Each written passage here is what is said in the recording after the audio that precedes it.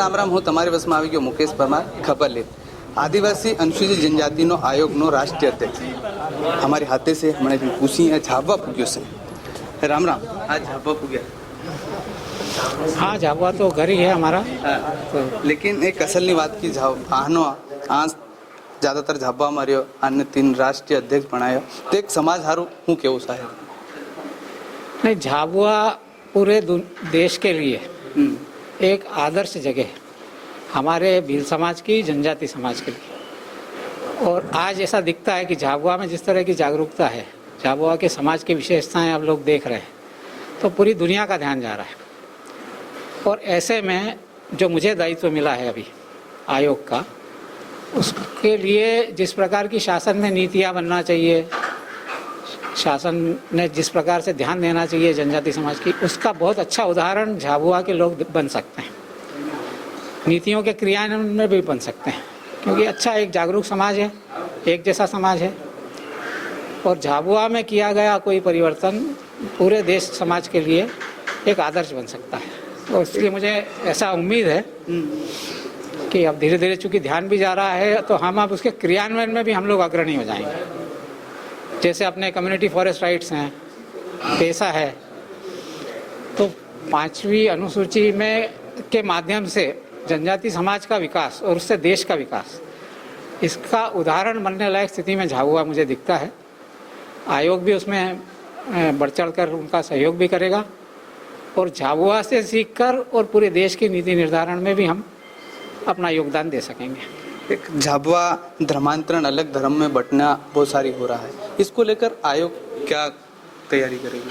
नहीं, आयोग की भूमिका चूंकि संवैधानिक है, तो आयोग के पास में जो विषय आते हैं और विषय आने के बाद जब उसको ध्यान में आता है कि ये जनजाति समाज के अधिकारों का हनन हो रहा है, तब उसका इंटरवेंशन होता है.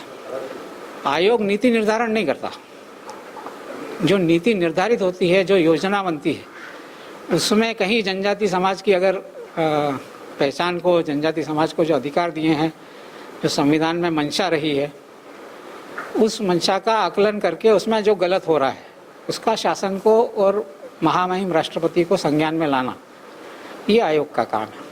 दूसरी बात ये है कि जो जिस तरह से झाबुआ में अलग अलग धर्मों में बांटा जा रहा है, उसके लेकर क्या अनुसूचित जनजाति की ओर से क्या? नहीं, ये विषय तो है ही, समाज के डिबेट में है.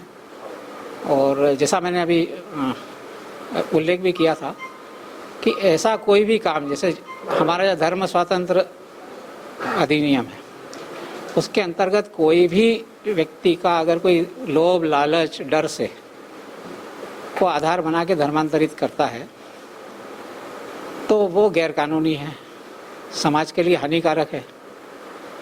तो ऐसे जहाँ कानून का उल्लंघन हो रहा है, वहाँ पे शासन ने कार्रवाई करना चाहिए. और अगर जहाँ नहीं होता है तो वहाँ आयोग अपना हस्तक्षेप भी कर सकता है. एक दूसरी बात ज़्यादातर चर्चा में आई कि 5वीं अनुसूची को लेकर भी लगातार, उस पर क्या कहना? नहीं, 5वीं अनुसूची जो है वो शासन ने जब बनाई भी थी, उसकी बहुत अच्छी मंशा थी, बहुत व्यवस्थित, उसको समझा नहीं गया अभी तक ठीक प्रकार से. धीरे धीरे फिर से जागरूकता भी आ रही है. समाज में उसकी जागरूकता की ज़रूरत है, ताकि जनजाति समाज उसको समझकर और उसका सही प्रकार से उपयोग करके स्वयं के विकास के लिए भी, अपने जनजाति समाज के विकास के लिए भी और पूरे देश के विकास में भी बहुत अच्छा योगदान दे सकता है. तो उसके लिए आयोग प्रयास करेगा कि उसके नीति, उसके क्रियान्वयन, उसमें हम शासन का को भी ठीक प्रकार से फीडबैक दे सकें. और जो समाज है, समाज को भी उस प्रकार से जागरूक किया जाए ताकि वो उसका सही लाभ ले, और जो उसके बारे में भ्रम फैला रहे हैं वो भी दूर. તે બધું સાંભળ્યું હોય તો હું કે એવી રીતે કે જે આ આદિવાસી સમાજની તરફથી આયોગ રાષ્ટ્રીય અધ્યક્ષ બનાવી મેળ્યો છે, તેના અક્ષય ચૌહાણ ભાઈ, તેનાને એક આદિવાસી જે अनुसूचित जनजाति છે તેઓની હારે લડાઈ લડવા, જે જहाँ સરકારની યોજના या એઓના હકની કાં કમી પડી રહી, તેની બારામાં પૂરી આજ झाबा પૂગ્યો છે. તેની સાથે ચર્ચા કરે સમાજની એની સંગઠનથી કે કાં કમી પડી રહી છે, કાં સમાજના અધિકારની કમ પડી રહી. એવી રીતે હું તમારી બસમાં ફેર એવી રીતની ખબર લઈને આવતો રહી. કાકા બાબા બધાને રામ રામ.